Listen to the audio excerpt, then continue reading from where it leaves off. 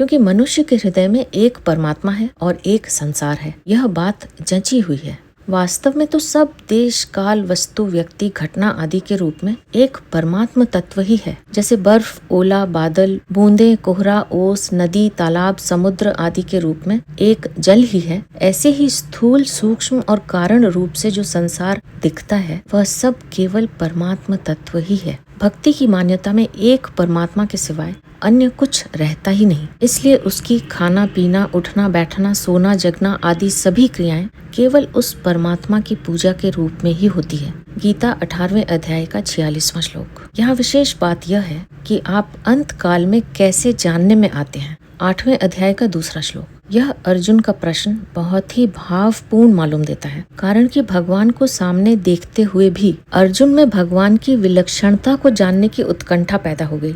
उत्तर में भगवान ने अंत काल में अपने चिंतन की और सामान्य कानून की बात बताकर अर्जुन को सब समय में भगवत चिंतन करने की आज्ञा दी। उसके बाद 8वें श्लोक से 16वें श्लोक तक सगुण निराकार, निर्गुण निराकार और सगुण साकार की प्राप्ति के लिए क्रमशः 3-3 श्लोक कहे। उनमें भी सगुण निराकार और निर्गुण निराकार की प्राप्ति में प्राणों को रोकने की बात साथ में होने से कठिनता बताई और सगुण साकार की उपासना में भगवान का आश्रय लेकर उनका चिंतन करने की बात होने से सगुण साकार की प्राप्ति में बहुत सुगमता बताई। 16वें श्लोक के बाद सगुण साकार स्वरूप की विशेष महिमा बताने के लिए भगवान ने 6 श्लोक कहे। उनमें भी पहले के 3 श्लोकों में ब्रह्मा जी की और उनके ब्रह्मलोक की अवधि बताई और आगे के 3 श्लोकों में ब्रह्मा जी और उनके ब्रह्मलोक से अपनी और अपने लोक की विलक्षणता बताई। तात्पर्य है कि ब्रह्मा जी के सूक्ष्म शरीर यानी प्रकृति से भी मेरा स्वरूप विलक्षण है। उपासनाओं की जितनी गतियां हैं वे सब मेरे स्वरूप के अंतर्गत आ जाती हैं। ऐसा वह मेरा सर्वोपरि स्वरूप